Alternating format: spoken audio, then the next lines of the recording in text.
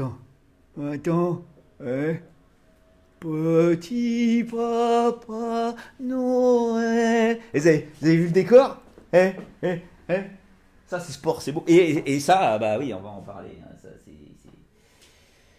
Ça, le papa Noël, il va travailler sur l'histoire, mais c'est pas gagné.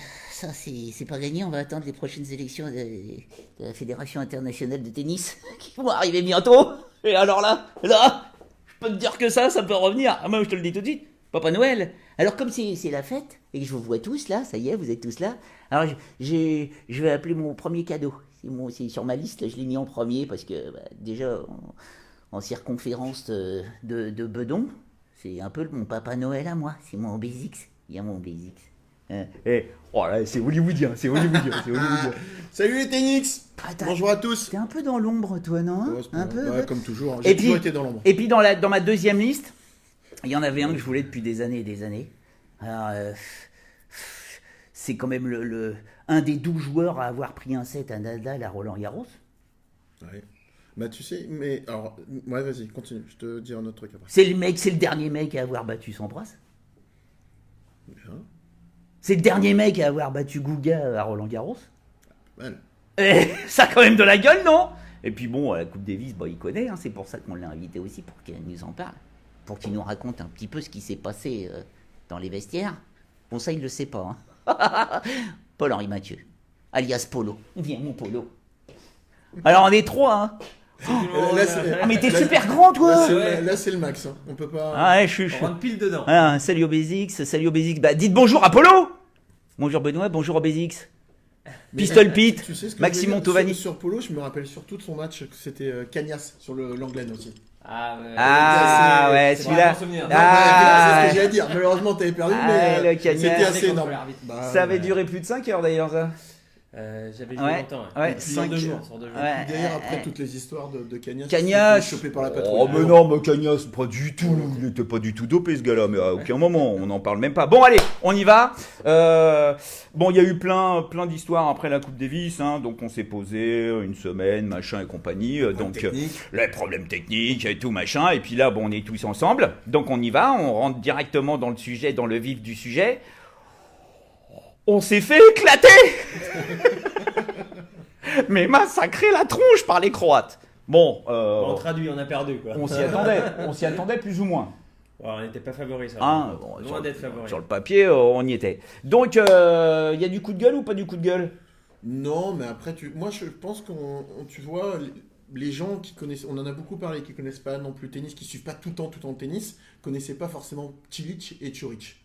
C'est pas les joueurs les plus bankable, c'est pas les joueurs qu'on voit le plus, mais en tout cas, numéro 7 mondial qui a été hyper régulier, et Ćorić qui a fait peut-être une de ses plus belles saisons de sa carrière. Donc, effectivement, comme dit Polo, sur le papier, on n'était pas du tout favori. C'est pas coup de gueule, mais seule petite chose, c'est que pour moi, je sais pas si Polo après pourra répondre, mais c'est qu'on n'avait pour moi pas le meilleur joueur de terre battue ces dernières années dans l'équipe de France. On y va. Et ça, c'est juste ce que je reproche. C'est qu'on n'est pas égal, malheureusement. On y va, Polo. Ou aussi la blessure de Richard hein, qui arrive vraiment au mauvais moment. Allez, il rejouait bien aussi en fin de saison. Il s'est fait mal à Bercy. Là, on connaît les qualités de Richard sur terre battue.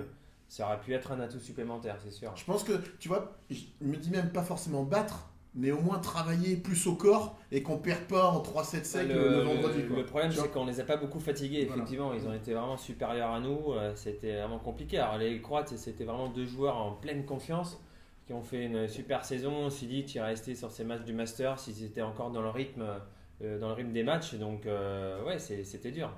Mais pas une balle de break convertie. Ouais, ça c'est effectivement. Oui, c'est une raclée, c'est sûr. Et tu dis pas une, c'est que surtout, c'est qu'en 3 simples, on en a eu 7. Hein. 7, c'est pas non plus. Et 7 le vendredi, 0 le dimanche. 0. Mais parce qu'on revient un petit peu sur le choix. Déjà, le choix des joueurs, d'accord? On rappelle qu'il y a eu toute cette histoire. Alors bien, on va pas refaire l'histoire. Hein.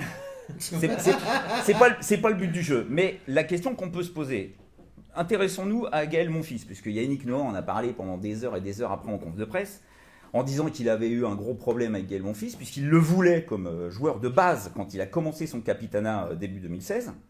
Et puis, le premier jeu, Menez a pas pris. il a pas pris du tout, puisque dès la première rencontre qui s'est fait en Guadeloupe, lui il pensait que le Gaël allait être comme un dingue, Gaël il voulait pas. Il voulait pas venir, finalement il est venu, et puis après il voulait plus jouer. Et donc Noah elle lui a dit mais attends mais il faut jouer là, il faut allez vas-y fais un effort quand même. Donc il joue, il gagne et après il va voir Noah en disant putain c'était le plus beau match de ma vie, quel moment de ma carrière, putain, le bonheur, merci Yannick. Après plus rien. Zadar, l'épisode de l'escalier du genou, on sait pas, enfin mon fils quoi, On le saura même jamais. le Monfils, on ne sait jamais. Mais comment mon fils ne peut pas être pris sur des matchs comme ça, en plus quand tu joues sur terre? Bah, c'est difficile, hein. Ensuite, il y a une décision en interne. Alors, effectivement, de l'extérieur, ça paraît assez incroyable que Gaël ne soit pas appelé dans l'équipe parce que c'est notre meilleur joueur de terre, bien évidemment. Ensuite, voilà, on n'est pas dans l'équipe, on n'est pas en interne. Forcément, il s'est passé quelque chose, une cassure avec Yannick. Voilà, Yannick a voulu privilégier certainement l'esprit de groupe. Il le sentait comme ça, mais effectivement, alors après la rencontre, c'est toujours facile de dire bah, on aurait dû prendre Gaël, voilà, il aurait certainement gagné au moins un match. Non mais peut-être qu'il n'aurait pas gagné. Mais ne serait-ce que déjà... Mais après, je pense que c'est vraiment un problème interne qui a dû avoir. Et voilà, et Yannick n'a pas réussi. Il l'a dit, ceci dit, assez honnêtement, en disant qu'il n'a pas réussi à en faire son joueur de prédilection et qu'il misait beaucoup sur Gaël quand il a pris la tête de l'équipe de France. Voilà, il n'a pas réussi à lui transmettre ce qu'il a réussi à transmettre aux autres. Et c'est vrai que c'est dommage. Après, c'est dommageable pour l'équipe, bien évidemment, pour Yannick. Et pour Gaël, parce qu'effectivement pour Gaël, voilà, jouer en Coupe Davis, c'est des sensations qui sont quand même assez hors normes. Et voilà, et même la Coupe Davis qui disparaît dans son format actuel, il aura plus certainement l'occasion de rejouer des rencontres comme ça, quoi. Parce que je rappelle juste, hein, parce que tu l'as vécu toi aussi. Je ne sais plus quelle année, je crois que c'était en 2005. À un moment, Santoro est un peu exclu du groupe de par son comportement via Forget. Il revient pour les demi-finales. Donc il y avait toutes ces histoires, mais toujours est-il qu'il l'a rappelé à un moment, parce que l'esprit de groupe c'est bien un moment, mais l'esprit de groupe c'est pas ça qui te fait gagner non plus en permanence. Ouais, non, l'esprit de groupe c'est vraiment important, mais après c'est surtout la communication qu'ils peuvent avoir voilà, entre les rencontres, lors des tournois un petit peu qui sont hors contexte de la Coupe Davis. Alors je sais pas s'ils ont eu voilà, une communication qui s'est établie, apparemment non. Et c'est ce qui est dommage. Après est-ce que c'est pas aussi le coaching, mine de rien, où on a vu les limites du coaching de Yannick Noah, hein. Tu vois, de se dire, voilà, je mise peut-être plus sur une partie collective que sur l'individualité. Je me rappelle, alors ça va être un mauvais souvenir pour Polo, mais quand la Russie gagne en 2002, ou même quand il gagne derrière encore la Coupe Davis, rappelle-toi, t'as un Pitchev, ils s'en foutaient, hein, qu'il soit pote. Non mais... Non mais ils s'en foutaient un peu qu'ils soient potes, ils s'entendaient pas forcément, mais c'était des individualité, puis quand ils jouaient, ils jouaient. Ouais, alors après effectivement, donc, mais après c'est notre culture aussi. Je suis tout à fait d'accord. Nous on n'a jamais misé ça dans la Coupe Davis. Mais oui, nous on n'a jamais misé effectivement sur les individualités, on misait vraiment sur l'esprit de groupe. Et voilà, c'est ce qui a fait aussi notre force quand on était un petit peu moins fort. Voilà, ouais, là, mais je pense que sur cette finale aussi, on s'est dit, voilà, comme 91. On joue en France, on a choisi la surface, tu vois, il va se passer quelque chose. Mais quand tu regardes la saison des Croates et notre saison des Français, tu peux pas, et tu le sais très bien, en 15 jours, 3 semaines, retrouver un niveau que tu n'as pas eu du tout au long de la saison. Bien évidemment. Donc, même avec toute la volonté du monde, Joe is blessed, parce que je pense que c'est tout à fait normal, il a voulu aller au taquet, il se fait les adducteurs parce que la terre battue, c'est un travail sur les... Non, mais surtout qu'il a été blessé la plupart de l'année, ensuite il veut bien se préparer pour la Coupe Davis parce qu'il est appelé, je pense que voilà, il s'entraîne beaucoup et ensuite la tension du match est toujours différente, donc il veut forcer un petit peu, voilà, une petite tension qui arrive, il se blesse. Mais toi, il a essayé. Toi, tu le connais Gaël. Je le connais comme tu toi. Le connais un peu. Bah non, tu le connais certainement un peu plus. Moi, il y a un truc que je ne comprends pas. Quand tu es un joueur français, au début de ta saison, tu coches 2 cases. Au quasi obligatoire, c'est Roland Garros et Bercy. Mais pas forcément. Non, mais c'est des tournois que tu vas jouer. Mais c'est pas forcément l'objectif de Gaël. Mais pourquoi il n'est pas venu jouer Bercy? Bercy. Parce qu'à un moment, moi, je me dis, est-ce que ce serait pas eux un truc ils sont parlés avec Noah, il va se préparer sur terre en attendant. Ce qui est un peu surprenant, c'est que Gaël a été blessé une bonne partie de la saison. Il commençait à mieux jouer en cette fin de saison.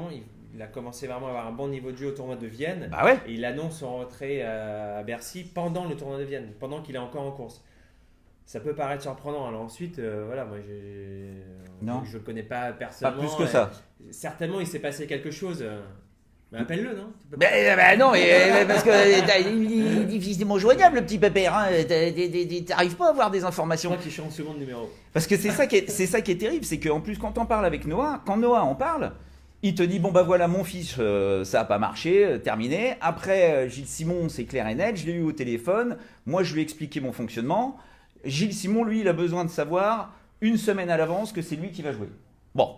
Et Yannick Noah lui dit bah non, moi ça marche pas comme ça. Je veux une émulation pendant la préparation, enfin la semaine de préparation.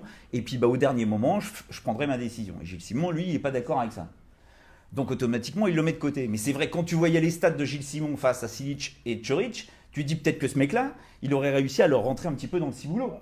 Non, effectivement, avec du recul, bien évidemment, c'est lui qui avait les meilleurs stats contre les joueurs croates. Ensuite, c'est une décision de Yannick. Hein. Yannick, voilà, a dit à Gilles, il faut appliquer ses règles, sinon on sort du cadre de l'équipe. Et voilà, Gilles n'a pas voulu s'y plier, il est sorti. Hein. Ouais, mais après, tu vois, il y a aussi la chose qui est importante, c'est que tu ne peux pas dire à un joueur qui a fait comme Manarino, tu sais, le premier tour, le deuxième tour, voire le troisième, dire du jour au lendemain, bah non, t'es plus dans le groupe, parce que j'intègre un Gilles Simon qui a fait aucun match. Tu vois, alors certes, on rentre un peu plus dans les sélections. Gilles Simon, il était contre le Japon, hein, il était là. Hein. Il avait répondu présent. Hein. Oui, mais là, cette année. Je sais pas s'il pense à ça. Après, tu vois, à un moment. Non, mais ce qui est important, c'est d'avoir la meilleure équipe possible le jour J. Ensuite, voilà, il faut pas. Sentiment ou pas, il faut pas en avoir. Ensuite, s'il y a des joueurs qui ont joué premier, deuxième tour, qui ont été en grande forme et qui sont plus en forme, il faut avoir la capacité de leur dire vous êtes moins en forme, il faut les sortir. Parce que sachez que pendant la conférence d'après défaite, hein, on l'a asticoté. Yannick, il adore ça. De toute façon, il avait le micro, il en a fait des tonnes pendant une demi-heure. Et toujours est-il qu'il l'a dit, quoi. Vous êtes bien marrant avec Gilles Simon. Mais bon, moi j'ai vu tous les matchs. Donc Yannick Noah, parce que c'était une question d'un des journalistes de Tennis Magazine, qui disait mais bon, pourquoi vous n'avez pas pris Gilles Simon et Gaël Monfils? Et là Yannick Noah dit mais est-ce que vous avez vu tous les matchs? Bah ouais. Bon, parce que moi j'ai vu tous les matchs. Dixit Yannick Noah. Bah ouais, nous aussi quoi. Et il dit oui, bah alors qui a eu les meilleurs résultats? Eh ben c'est Gilles Simon et Gaël Monfils là. Sur les derniers mois, c'était eux quoi. Oui, mais non. Non, voilà, ça peut pas marcher comme ça. Donc j'ai pris Lucas Pouille, qui apparemment pendant la semaine de préparation, n'en mettait pas une par rapport à Jérémy et à Joe. Joe apparemment était était vraiment au taquet et jouait très très bien. Jérémy aussi. Mais après tu dis, je me souviendrai toujours de Noah après la défaite en finale contre les Suisses, qui avait quand même bien attaqué le Arnaud Clément en disant bien sympa les gars, mais moi j'ai pas vu des mecs au taquet quoi. Alors il a dit que c'était sorti de son contexte un petit peu. Ah ouais, alors juste pour vous expliquer, parce que moi je connais le journaliste qui a fait ça. Hein. Donc Yannick Noah a dit, de toute façon c'était un gars qui avait besoin d'une interview pour sa carte de presse. Alors ça c'est du pipeau total. Ça c'est alors là, Yannick, je t'aime bien, mais là faut pas sortir ce genre de conneries, parce que le mec, sa carte de presse, il l'a depuis des années, il n'a pas besoin de cette interview pour avoir une carte de presse. Toujours est-il que oui, il a eu cette interview d'Yannick Noah parce qu'il le connaît, il l'a appelé, il était en concert à Nice, lui il habite à Nice, il lui a dit tu peux me faire une réaction. Et il s'est pas fait prier le Yannick pour y aller et pour dégommer l'état d'esprit de l'équipe de France. Mais moi cet état d'esprit, excusez-moi, mais l'équipe de France là sur la finale, j'ai pas vu des mecs qui étaient là comme des dingues quoi. Après quand tu prends 3 petits sets, je vois pas où tu peux te transformer, tu vois, je pense que le niveau était trop éloigné. Ouais. Ils se sont vraiment sentis inférieurs. Effectivement, on a eu l'impression. Il y a que où on a vraiment senti un peu cette moyeuse prendre, c'est pendant le double. Où vraiment, tu vois, il y a eu un moment, les Croates sont revenus dans la partie, même si les Français mènent 2-7-0. Voilà, il y a eu combat et là on a senti un petit peu. Il y a eu plus match, on les a sentis. Mais après, c'est vrai que dans les simples, les autres, ils prennent d'entrée les premiers et deuxième sets en jouant tranquillement. Il n'y a pas photo, quoi. Il n'y a pas photo. Rien à dire donc. Mis à part dire que ils étaient plus forts. Ce qu'avait dit aussi Arnaud Laclé en 2014 sur les Suisses, ils étaient plus forts. Yannick, il a dit exactement la même chose. Il a dit tout simplement que les Croates étaient plus forts sur ce week-end-là. Quoi. Sur le papier, les Suisses étaient bien plus forts que les Croates. Encore plus. Mais tu vois, moi je suis déçu. Je suis vraiment déçu de ce qui a pu arriver sur cette finale par rapport à cette équipe de France qu'on aurait pu avoir. Déjà, je ne vois pas pourquoi il restreint son stage de préparation à seulement ce paquet de joueurs alors qu'il aurait pu en prendre d'autres. Voir un petit peu si les mecs, pour une finale, peut-être que Gilles Simon aurait dit mais attends, moi les gars, je suis à fond au taquet, je vais tenter l'histoire. Est-ce qu'il a Non, vraiment mais j'ose essayé imaginer qu'il lui a posé la question. Eh ben oui, à mais Gilles on ou à ne sait Gaël, pas. qu'il a essayé de les joindre, enfin qu'il les a eu au téléphone et qu'il a eu une discussion avec eux. Voilà, Ouais. je pense. Enfin, On j'espère. espère, mais voilà, c'est Ou- vrai qu'on reste sur notre fin. Ou comme si, ça. pas lui, au moins Loïc Courteau. Oui, et ou Cédric Loïc ou Kuhn. Cédric. J'espère quand même qu'il les a un peu titillés, quoi. Bon, après, vous êtes tous d'accord, je vous vois, hein, Non, mais- vous êtes en train de dire que les Croates étaient plus forts. Oui, ça, on mais est bien tout plus à fait forts. d'accord. Il y a pas mal de choses aussi qui tombent où il y en Vas-y, a dis. beaucoup qui disent que Arnaud Clément aurait fait mieux que Noah. Mais bon. Ça t'aurait jamais intéressé, toi Mais je viens de finir de jouer, laisse-moi le temps encore. Ouais, non, mais ça pourrait t'intéresser. Un jour peut-être, mais alors, la Coupe Davis est en train de disparaître. Donc, Ouais, mais non, ça va revenir, Parce que je regardais, parce que. Vas-y, Je finis juste. vas-y. C'est vrai qu'on fait un peu le constat et de Yannick et tout ça, parce qu'aussi c'est la dernière, mais mine de rien, faut pas oublier qu'il fait demi, vainqueur, finale. Mine de rien. Tu vois, Oui, mais il y aura toujours sa mission, il est quand même abouti, quoi. Voilà, mais il y aura toujours Tu vois, mais bon, cette tâche faut de. pas oublier ça. À chaque fois qu'on a joué une équipe où le numéro 1 était là, en l'occurrence Je suis Silic, d'accord. Ah oui, je suis et ben à chaque d'accord. fois on a perdu. Je suis d'accord. Enfin, on n'a jamais battu le meilleur joueur qu'il fallait battre. Qu'est-ce qu'il y a il y a le réalisateur qui m'envoie un papier. Attends, C'est une bougez pas. petite question qui était pas mal. Est-ce que ce ne sont pas les joueurs qui ont viré mon fils? Qui ont viré mon fils. Ah, alors là, ça, je pense. il faut faire même des petites souris dans le vestiaire. Ouais, non.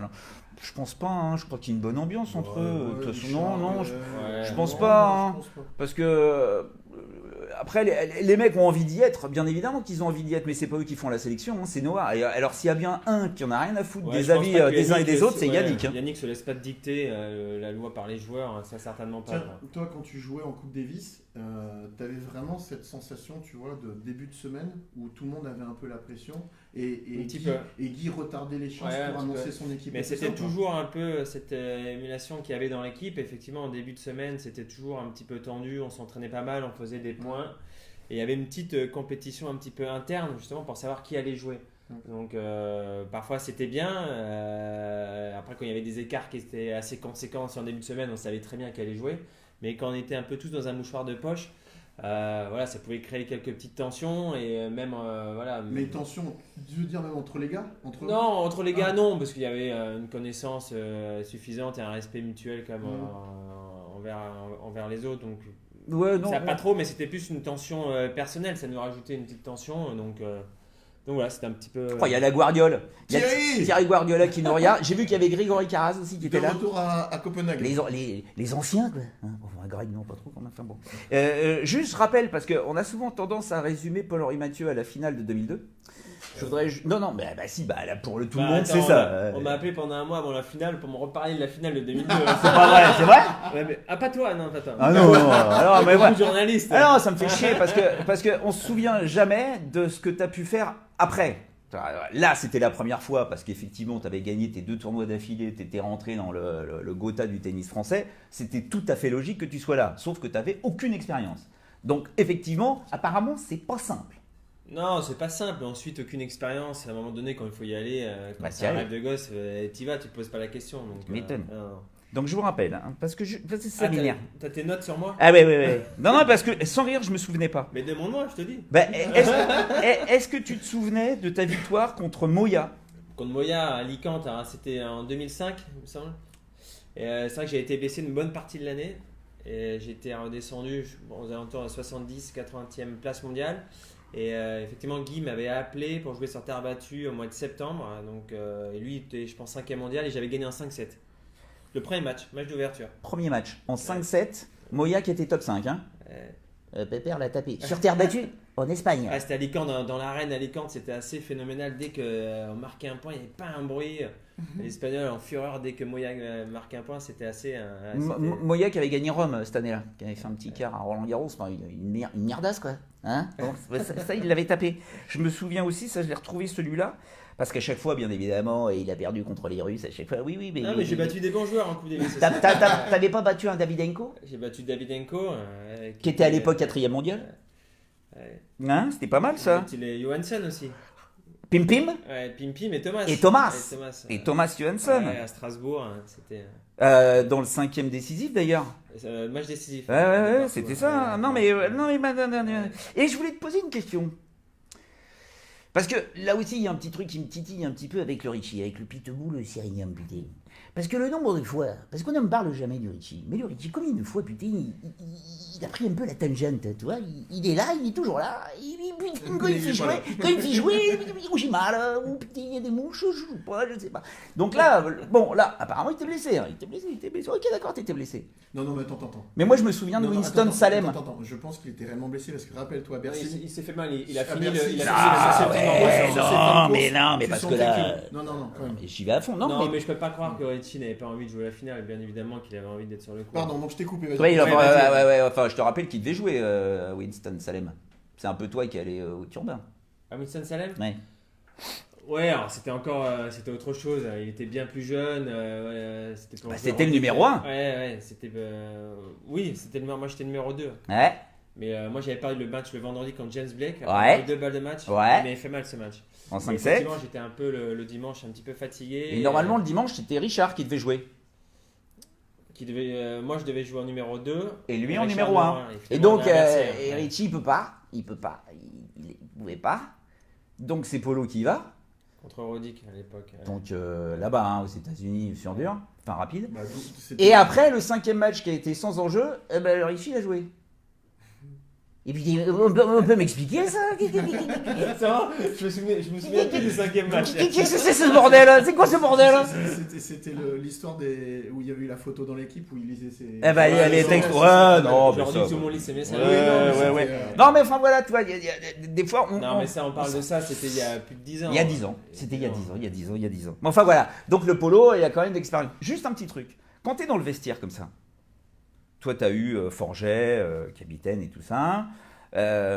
Comment ça se passe, justement, avant que tu rentres sur le court, pour jouer une finale, là, pour jouer ton 5e et dernier match décisif? Il y a qui, là, dans le vestiaire, pour te parler, pour t'aider, pour te permettre de rentrer pas trop tendu? Il y a toi, déjà, tu as quelques voix qui te parlent.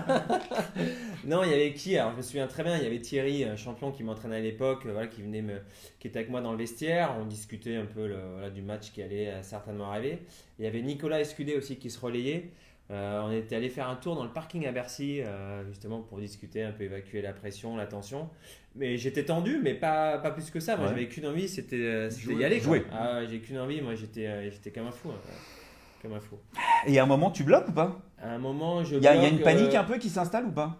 Un court, très très court instant quand on m'a dit que j'allais jouer Youzhny, parce que dans ma tête j'allais jouer Kafelnikov, et quand on m'a dit que j'allais jouer Youzhny, je me suis dit c'était pas ce que j'avais prévu, non.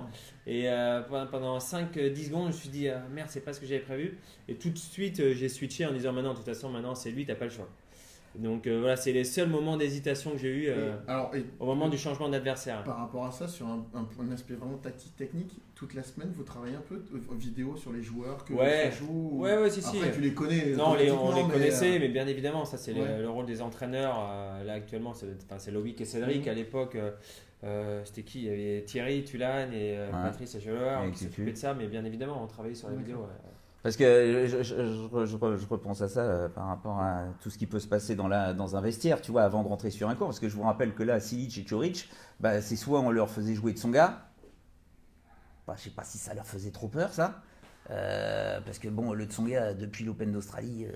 Ouais, mais bon, c'est quand même Joe. C'est Joe. Ils savent qu'il est capable, s'il a retrouvé un bon niveau physique sur un match, de les inquiéter. Tu vois quand même rapidement dans le match le vendredi que dès qu'il est acculé côté revers. Mais les autres ont été ultra solides. Ouais. Et puis après Pouille qui n'était pas non plus très en confiance. Enfin bon, tu vois, ils n'avaient pas très très peur quoi. Je pense pas qu'ils aient eu très très peur. J'ai vu une question là d'Aurélien qui dit: question pour Polo. Quel est le joueur qui t'a le plus impressionné sur ta carrière? Sur ma carrière que j'ai joué, c'est difficile. Cagnas. C'est Cagnas. Il récupérait pas entre les points.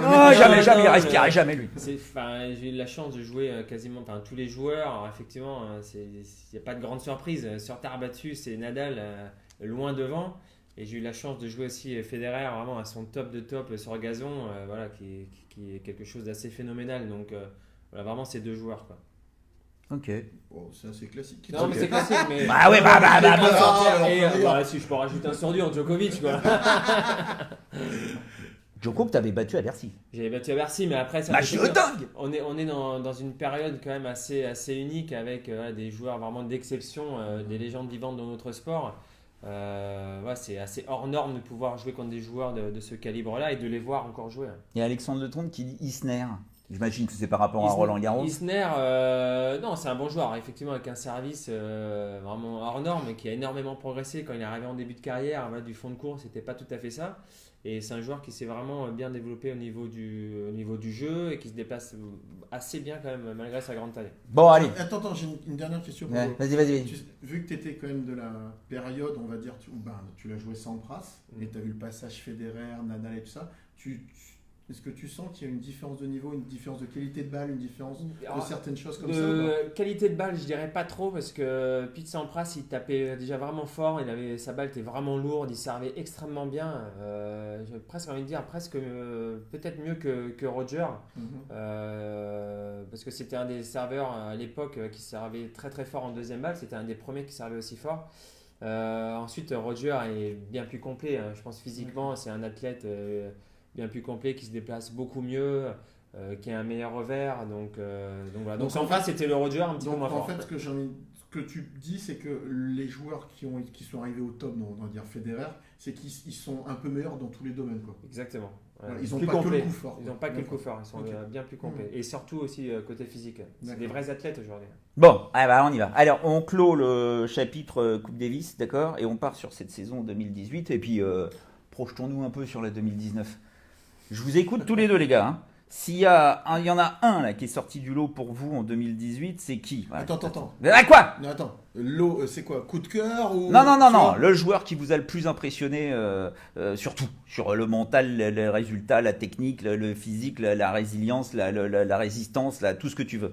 Parce qu'on parle toujours des trois. Est-ce que vraiment on ne peut pas sortir de ces trois-là? Non, moi je vais aller beaucoup plus loin. Je vais te dire Tsitsipas, mine de rien. Parce que les autres, tu les connais. Tu sais ce qu'ils sont capables de faire, même si... Kachanov, je voyais Kachanov là aussi qui sort. Ouais, mais Kachanov, sur la fin de saison. Tsitsipas, il ne faut pas oublier qu'il commence la saison 90 et qui finit la saison 15. Et tous les tournois, il les a joués. Et à chaque fois, en début de saison, il fait qualif et il sort très souvent. Après, quand il est dans les tableaux, il va faire même des finales. Quand on l'attend sur le Next Gen, il gagne. Tu vois, il ne s'est pas du tout raté. Il a vraiment quelque chose. Moi, c'est mon coup de cœur aussi de la saison. Alors, je le connais un petit peu. Ils sont tous avec le Stéphano. Mais je m'étais un peu entraîné avec lui la dernière année où j'étais sur le circuit. Je pensais vraiment qu'il allait devenir fort aussi rapidement. Je pensais pas. Tu le joues au Challenger de Rennes en 2017, premier tour. Et tu le bats. J'ai gagné en 3-7. Et l'année dernière, je m'étais entraîné plusieurs fois à l'US Open. Et j'avais dit à je ne sais plus qui, il va vraiment finir dans les 100 premiers joueurs du monde assez rapidement. Tu vas voir, une fois qu'il est dans les 100 premiers, je dis il va arriver dans les 50. Et là, il est vraiment monté rapidement cette année. C'est un joueur qui est extrêmement complet, mais surtout qui a une très très bonne attitude lors de ses matchs. Même lors de ses défaites, je me souviens, je lui ai envoyé un message à Monte-Carlo où il avait perdu 7-6, 7-6, je ne sais plus contre qui, il avait fait un super match. Et je me suis dit, et je lui ai dit, vraiment, si tu continues comme ça, je pense vraiment que tu vas arriver dans les 20 premiers assez rapidement. Et c'est ce qu'il a fait. Donc, c'est un joueur qui est ultra complet, qui a la bonne attitude sur le court, qui a des objectifs assez élevés. Qui a peur de personne et donc c'est vraiment un atout intéressant. Par rapport à ce que tu dis, je trouve qu'il a aussi l'humilité sur le court, tu vois, de même quand il est dans le dur, de ne pas lâcher. Il y va, il s'accroche, il ferme sa gueule. C'est vrai que à ce niveau-là, l'attitude est vraiment primordiale et effectivement, et lui, il a ça. Alors, je continue sur toi, Polo, excuse-moi, mais parce que tu as joué et tu les as battus. Zverev, toute la panoplie, là, Chung, Rublev, Medvedev. Tu les as tous battus. Non, pas Turic. Turic, j'avais perdu. Ils avaient 14 ans. Ouais, mais justement, sur le papier, quand tu les vois arriver, quand tu joues contre ces mecs, quel est le plus impressionnant pour toi? Zverev. Zverev vraiment est au-dessus du lot. Zverev, je l'ai joué, il avait 17 ans. Surtout, j'avais un niveau de jeu qui était plus que correct. Plusieurs fois, il avait vraiment un truc. Quoi. Ensuite, tu le bats à Montpellier, tu perds à Wimbledon. Ouais, je perds à Wimbledon. En 2016. J'avais perdu aussi, je l'ai battu en Challenger et perdu une fois en Challenger. Il y a aussi un joueur qui m'a impressionné, qui met plus de temps un petit peu à éclore, même s'il est bien classé aujourd'hui, c'est Rublev. Qui a un jeu agressif assez impressionnant parce qu'il frappe très très fort dans la balle. Mais il arrive un petit peu plus lentement que il s'est blessé, il est blessé un petit peu plus fragile. Mais voilà, là tous les joueurs dont on a parlé, c'est vraiment les prochains. Chung qui est un petit peu moins impressionnant, je trouve. Alors sur le plan personnel, parce que je me suis retrouvé en face de lui. Alors physiquement, c'est une machine, il peut jouer des heures et des heures, mais il a moins de coups forts par rapport aux autres. Ouais, Alors c'est un joueur qui peut vraiment être régulier, je pense, sur le long terme, mais je le vois pas comme un autre joueur qu'on a cité gagner un grand chelem ou peut-être gagner un 500, un Master 1000. Mais un Zverev, un Kachanov qui vient de gagner un Master 1000. C'est qu'ils ont un coup. Ils ont vraiment quelque chose en plus. Et il y a Eric Amadi qui dit on parle pas de Kyrgios. Qu'est-ce que t'en penses? Kyrgios, honnêtement, je sais pas quoi Personne dire parce que on sait même pas ce que lui pense. Donc c'est un joueur qui est hors norme, qui a un talent vraiment assez incroyable. Moi aujourd'hui, ça suffit plus. Alors il pourra faire des coups d'éclat certainement, gagner un grand chelem. Honnêtement, j'y crois pas trop parce qu'il a besoin d'avoir beaucoup plus de constance dans les tournois d'avant, dans sa préparation. Et aujourd'hui, j'ai l'impression qu'il en est pas capable. Moi, je pense. Et ensuite, est-ce qu'il a vraiment envie? Vas-y, au basics. Moi, je pense même qu'il a raté sa chance il y a un an et demi, où il aurait pu vraiment, tu vois, marquer un peu les esprits, aller un peu plus loin dans un grand chelem et se dire.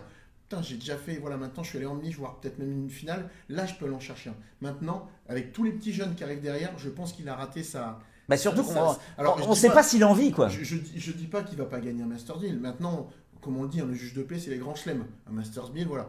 Parce qu'en plus, c'est en 2-7 et sur une semaine. Mais sur un grand chelem, moi, je pense pas. Kyrgios, Alexandre Lecomte, J'ai vu Kyrgios dans la lune avec mon fils. Non, il est pas dans la lune. On a oublié de parler Ils d'un, sont loin, j'ai ils vu, sont je sais loin. plus qu'il a Shapovalov. Shapovalov, qui est vraiment un très bon joueur, très talentueux. Tu l'as joué, tu l'avais tapé Tu l'as pas joué, non, il est il trop avait jeune. Il a joué quand il Non, avait ouais. 10 ans. Il avait encore ses couches. Non, mais en parlant de Shapovalov, on est chez les Canadiens et il y a Félix Auger-Aliassime qui joue très très bien et qui sera un futur grand aussi. Bah oui, mais il a son problème cardiaque là. C'est quoi ce bordel? Ah, Tachycardie là. Ça va passer ça. Ah bon? Ouais, ça passe. T'inquiète pas. Ah, t'as fait chirurgie aussi? Il a fait chirurgie pour le il a fait des trucs de dingue. Autre question, parce que je l'ai Ah vu non, aussi mais pas mal de fois. Et là, t'as quand même deux mecs qui connaissent bien les chirurgiens, je peux te dire. Ouais, c'est vrai qu'ils sont bien fait charcuter les deux là. D'ailleurs, justement par rapport à ça, aux blessures, on parle pas de Del Potro. Toi, quand tu te fais charcuter la jambe, que tu reviens et que tu arrives à revenir, comme Del Potro, on savait même pas s'il allait pouvoir rejouer.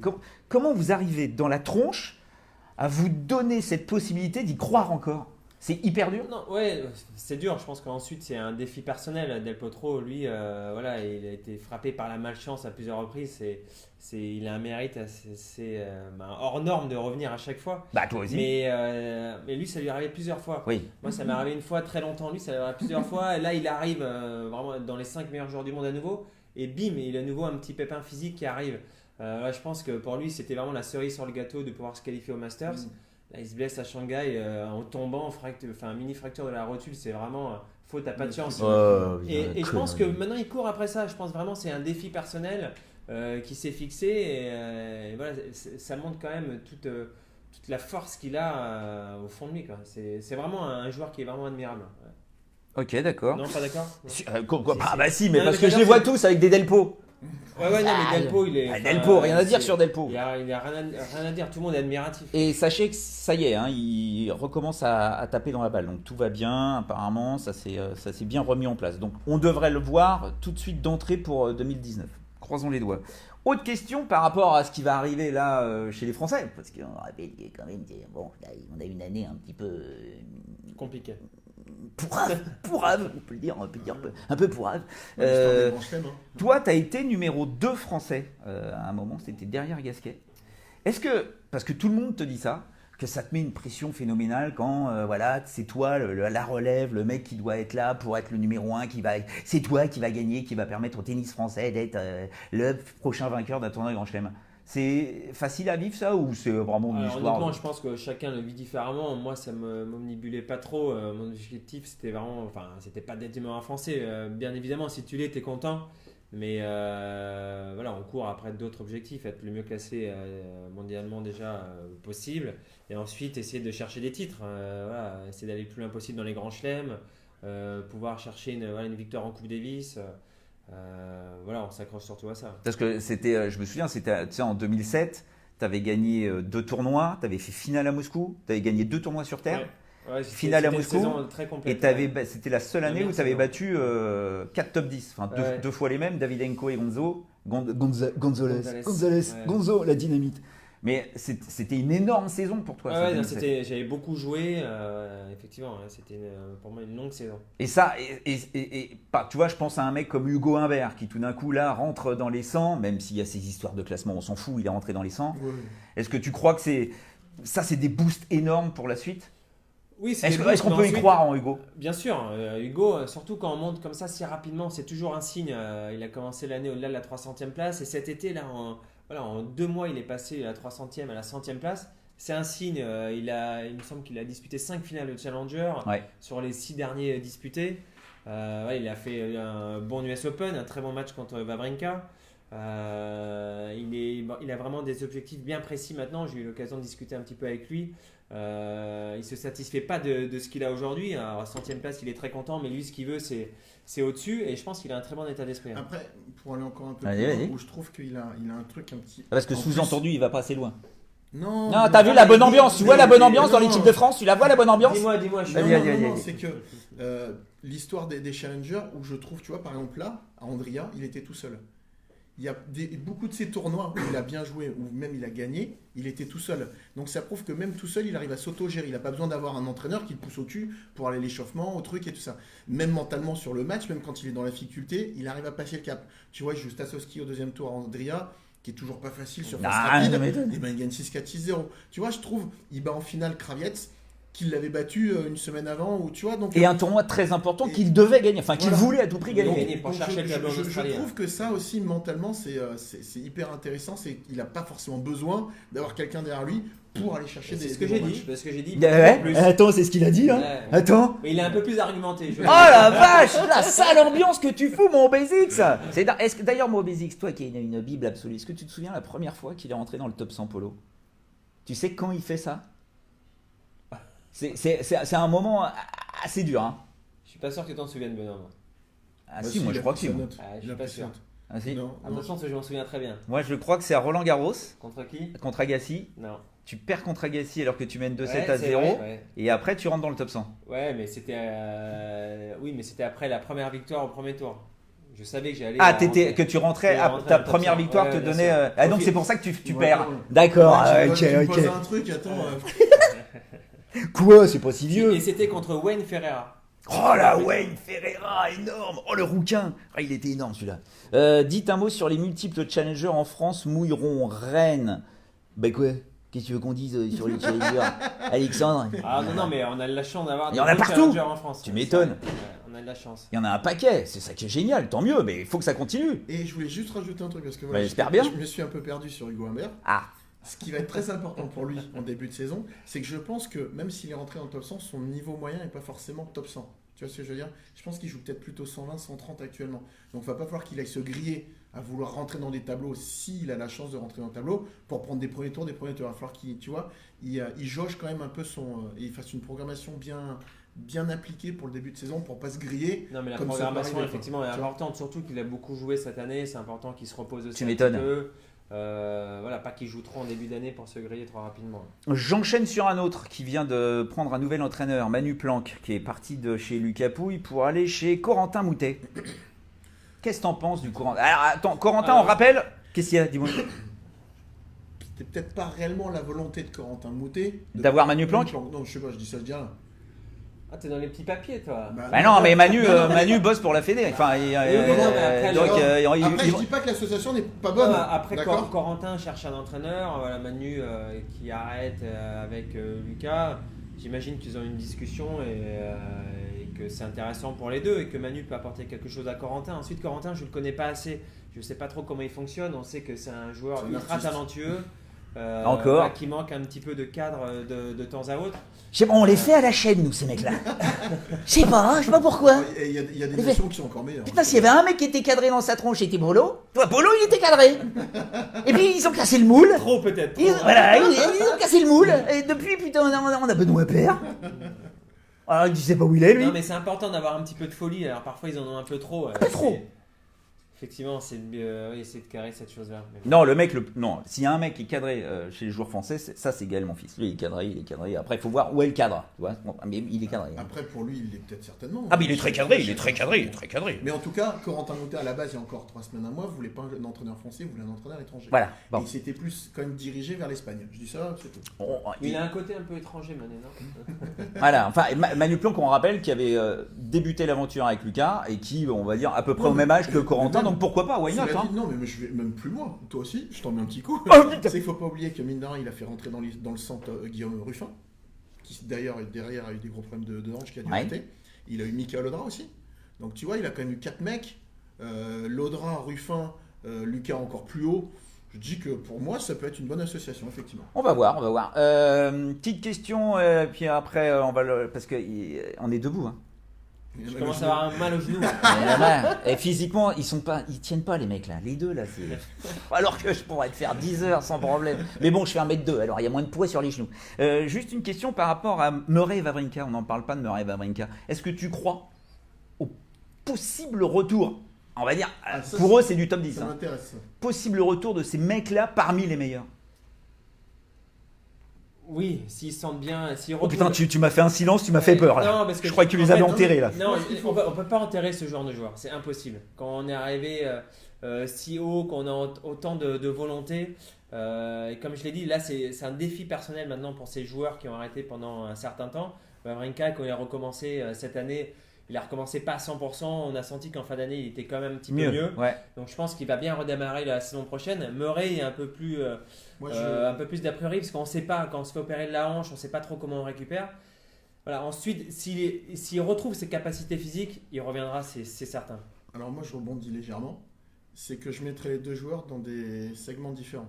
Je pense que Wawrinka est revenu vraiment au top. Et physiquement, donc le tennis va suivre. Mais j'ai beaucoup plus, et tu le sais très bien. Murray, on l'a moins vu. Murray, on l'a Mais- vu qu'il s'est arrêté assez tôt pour Moi, se je- repréparer physiquement. Pour ce genre de joueur, c'est important aussi de revenir sur les tournois. Vraiment, quand ils se sentent vraiment bien physiquement et quand ils peuvent enchaîner les matchs et les victoires. Après, il ne faut pas oublier, sur un aspect vraiment tactique-technique, que Murray, c'est pas un genre de joueur qui va gagner les points en 2 coups de raquette. Hein. Non, Stan il a peut besoin le de faire. jouer. Voilà, Stan peut le faire un peu plus naturellement. Donc si physiquement Murray n'est pas au point, mais moi depuis le début, je dis qu'il va pas revenir. Ouais, Toi, t'y t'es crois pas. spécialiste de la hanche. toi. Ouais. Non, mais je regarde parce que Je suis spécialiste du genou, Wawrinka il va revenir. Putain, mais attendez, parce que j'avais noté un truc justement par rapport à Murray. Ouais, c'est Murray. Parce que je sais pas si vous avez l'info, mais en fait, le mec est parti à Philadelphie. Ah, je crois que c'était au Canada. Il a fait un C'est bloc Philadelphie. de 5 semaines à Philadelphie. Alors vous allez me dire pour qui Pourquoi c'était Philadelphie? Mais parce que Rocky. Ouais. Tadin. Non, je déconne. Il a Mais- monté les marches. Non, enfin ça je sais pas. Mais il est allé travailler avec Bill Knowles. Personnellement, je ne connais pas. Et qui est en fait, le mec est reconnu mondialement parce qu'il a réhabilité plein d'athlètes qui étaient complètement pétés, comme les Tiger Woods, Johnny Wilkinson, John Terry, Balotelli, Lampard. Donc apparemment, il leur a toujours concocté on va dire des espèces de reprises très spécifiques par rapport à leurs blessures. C'est un kiné, c'est un préparateur physique. C'est un prépa physique apparemment. C'est un préparateur physique. Ça D'accord. montre la motivation Ah, mais il est comme un qu'il a dingue. pour revenir. Et il a travaillé aussi avec le docteur Brian. C'est un Anglish qui lui qui a bossé. Comment il s'appelle? Brian. Brian is in the kitchen. Yes. Where is Brian? Eh ben Brian, il était avec Andy Murray. Et donc, le Brian, il a bossé avec l'équipe de Chelsea pendant de nombreuses années. Et là, encore une fois, Murray s'est mis tous ces mecs. Souvenez-vous de Murray, Jess Green, c'est Murray. Hein. C'est lui qui s'occupe de Zverev maintenant. Donc, c'est pas du n'importe quoi. Et le Andy a fait sa prépa à Philadelphie. Je sais pas si vous avez vu les vidéos, mais c'était impressionnant. Et là, il est retourné à Miami, puisque c'est son camp de base habituel où il s'entraîne. Donc, croisons les doigts, putain, c'est deux mecs extraordinaires. Si on arrive à revoir ces mecs-là, ce serait fabuleux, non hein? Oui, Bon, oui. on est d'accord. Bon, ok. Je crois que c'est tout. Hein. Ouais. Moi, j'ai fait le tour. Hein. Qu'est-ce qu'il y a 20h14. Ça fait 3 quarts d'heure qu'on papote. Vous avez mal aux jambes, hein? Un peu. Oh, les vieux! J'en ai marre de faire des émissions avec des vieux, moi. Oui, mais la hanche, c'est autre chose. Posez-moi une question, sinon on arrête. La génération. Polo, faut qu'il Polo, il nous parle de son Ah oui! projet, quand Non, même. son projet, on s'en fout. Hein. Non, si, parce que j'ai vu une question. Il y a quelqu'un justement qui disait Polo, qu'est-ce que tu vas faire dans les semaines, dans les mois à venir? Alors, justement, de Polo, je l'ai vu à Bercy, et je lui dis où est-ce que t'en es avec ton histoire d'appli, là? Alors je sais pas si vous êtes au courant. Vous êtes au courant ou pas? Je te laisse faire la présentation. Ah non, non, non, On non. va voir vas-y. si t'as bien compris. Ah non, non, moi j'ai absolument pas compris. montage. S'il Ah dit non, une non, non, connerie, moi- c'est Calbot. Ah non, Bim. moi j'ai pas compris. T'as une appli. Il y a une appli. Donc c'est une appli sur le téléphone, tu peux prendre l'appli. Et avec cette appli-là, tu vas pouvoir jouer partout. Hein. Il y a pas Trouver de... des partenaires. Oui, mais... Je prends le relais. Non mais attends, il n'y a pas de barrière géographique, on est d'accord. Hein. Il n'y a pas de barrière géographique. Voilà. Et à partir de là, tu peux Mais on est trouver des... géolocalisé comme sur l'application. Voilà. En fonction de là où on se trouve, avec qui on veut jouer. Et tu peux trouver n'importe qui autour de toi. Exactement. Alors, des membres du même club peuvent se retrouver sur l'application en fonction du niveau, de l'emploi du temps, gaucher, droitier. Donc voilà, on peut se retrouver sur l'application. Et, Comment ça s'appelle? Créer des parties, tie break. Donc voilà, là on est en train de mettre aussi un système de coaching où on va faire des petites vidéos de coaching. Avec moi? Avec toi si tu veux. Si Ah tu bah veux. ça pour être coaché. Pour le revers, non? Non, commencez pas. Alors là, commencez Il a pas. une espèce de moulinette en coup droit. Pas du tout, je travaille pas au droit. Mais est-ce que c'est quelque chose que tu as mis en place depuis longtemps? Et alors on m'a contacté il y a plus d'un an et donc on peut la télécharger sur Android et sur iOS depuis le mois d'avril dernier. Donc vous pouvez la télécharger, en parler autour de vous, trouver des partenaires entre vous. Et pourquoi c'était un bébé qui te tenait à cœur ça? Ben, en fait le constat c'était on voulait redynamiser un peu la vie dans les clubs et on s'est dit que c'était un outil pratique justement gratuit et elle est gratuite pour redynamiser les clubs. Voilà, t'as Voilà. répondu à Étienne qui demandait. Et j'ai un autre projet aussi qui est assez récent mais qui me tient aussi à cœur. Il est partout. Ça fait 9-10 mois que je travaille dessus avec quelqu'un qui s'appelle Thomas Hurier qui a créé une marque de jeans qui s'appelle 1083. Bah, voilà autre chose. 1083. On va nous vendre des jeans. Attends, non, tu vas comprendre. Je fais vite. 1083, c'est les deux villes les plus éloignées de France, Menton et Prospédère. C'est pour dire que tout est confectionné dans ces 1083 km. Et on a le projet commun de créer une marque de vêtements de sport éco-responsable et made in France. Qui sortira début d'année prochaine. On fait en peau d'ananas ou des trucs comme ça là. Non, non. Toi, regarde, il a une mauvaise image de l'éco-responsable. Mais pas du tout, Non, pas mais du donc, tout. donc voilà. Donc ça Des sera- semelles en kiwi, des trucs. Donc j'espère, voilà, Et- on en reparlera en début d'année Ah, c'est en prochaine. projet, ça? Ah oui, c'est en projet, on a choisi le nom la semaine dernière. 1083. Et donc, non, 1083 c'est la marque de jean, mais elle va pas s'appeler 1083 la marque. Et Je vous- peux pas dire le nom Ah, encore, c'est interdit, on n'a pas le droit. Donc, non, Benoît, c'est moi, interdit. c'est joli comme Benoît, c'est un beau nom. Bon, Donc voilà. non, quelques projets. Les shorts en jean d'Agassi. Moi, Oh non, mais le sinon, short j'ai en pas de jean projet, d'Agassi, moi. c'était pas éco. Je vais juste faire Noël. Et T'as voilà. pas de. Non. Si. Parce que mon Juju, il continue sur Canal Plus africain. D'accord. Bon, alors faut partir en Afrique pour l'entendre, mais. Bah oui, mais bon, c'est toujours ça. Là, c'est pas 1083, Ah oui, c'est alors. 5080. 1083. Vers un retour de Caro Garcia en équipe de France. Non mais vous êtes malades les gars, j'ai deux pieds beaux là, ils tiendront jamais si on part sur les filles. Allez, juste un petit mot sur Caro Garcia. Ou Kiki. Laquelle des deux en 2019 peut nous faire péter un truc? Oh bah ok, regarde ça. Caro, oui, parce qu'elle part un petit peu de plus haut. Voilà, ensuite, c'est difficile à dire parce que le tennis féminin est vraiment, vraiment ouvert. Et je Tu pense m'étonnes. que tout le monde, tout le monde a sa chance et je pense qu'il y aura des coups à jouer. Oh la vache, le truc qui vient de nous sortir. Mais maintenant. mais- Ah non, mais non, là, c'est- tout le monde a sa mais chance. c'est- Oh, Ah Manise. oui, non. Là, bon, là, il est fatigué, Bon, alors, c'est eux ok. qui sont fatigués. Mais pas du tout. Alors, pas du tout. Donc, on vous rappelle que Federer a gagné l'Open d'Australie cette année, que Nadal a gagné Roland Garros, le 11e, que derrière Djoko a gagné Wimbledon à l'US Open. 2019, chez les mecs, qui gagne l'Open d'Australie? J'enregistre. Ah, c'est à nous là. Bah oui. Attends, mais laisse-moi le temps. de Djoko. réfléchir. La vache. Ah, tu le vois repartir encore comme un dingue, surtout quoi? Bah, tu me demandes, je te dis Djokovic. Ouais, Bon. moi je. Ah non, tu es obligé de dire quelqu'un d'autre. Enfin, je cherche en même temps. putain. Alors là, je vais te surprendre, je vais sortir le. Allez. Ça sort du Master, il est. Oh merde, j'allais le dire. Non, moi aussi j'allais le dire. Et t'as vu Zverev. qui l'a dit. Zverev. T'as vu qui Mais s'entraîne? pourquoi? Si c'est Zverev, je reviens faire l'émission avec vous et avec le champagne. Moi je dis que ça va être peut-être le déclic.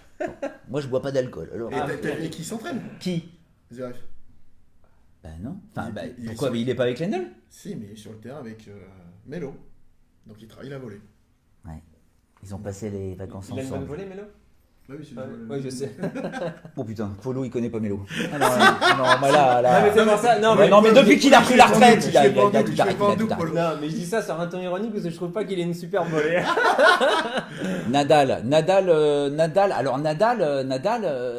vous rappelle qu'on sait pas du tout, encore une fois, physiquement où il en est, ce pauvre petit pépère.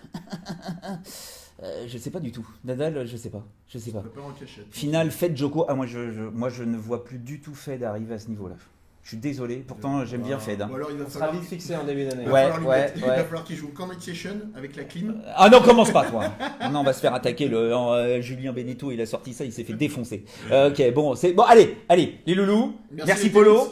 Merci à tous. Lève pas trop la main parce que sinon on voit pas ta main. Tu vois, Ah. t'es trop grand en fait. Merci à tous. Et puis bonne chance avec tes chaussures en ananas. Et puis toi, Moi, rien de particulier. rien, rien. Si tu vas skier un peu. Ah oui. Tu fais attention à ta hanche. Hein. Et puis nous. Là, je vais avec Polo alors. Ouais. Oh putain.